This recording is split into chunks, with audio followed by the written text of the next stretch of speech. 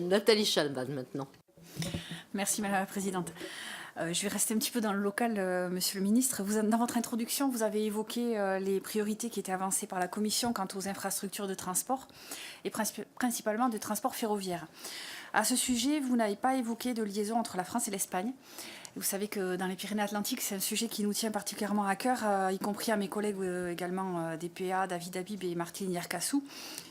C'est un sujet qui est aussi important au regard de l'aménagement des réseaux transeuropéens de transport, puisque c'est vraiment la liaison primordiale entre la France et l'Espagne. L'accident de Danguin dans les Pyrénées-Atlantiques a aussi montré que nous avions besoin de l'entretien des réseaux. C'est primordial. Vous l'avez d'ailleurs souligné dans votre introduction en disant que c'était votre priorité qui allait au train du quotidien. Reste que le désenclavement du sud-ouest et notamment du Béarn et de Pau permettrait des liaisons quotidiennes qui sont là aussi attendues par les usagers. Aussi, vous aviez évoqué, et notamment devant la commission d'aménagement durable de l'Assemblée, vous aviez évoqué votre volonté de déposer le dossier de l'autoroute ferroviaire dans le cadre du plan Juncker.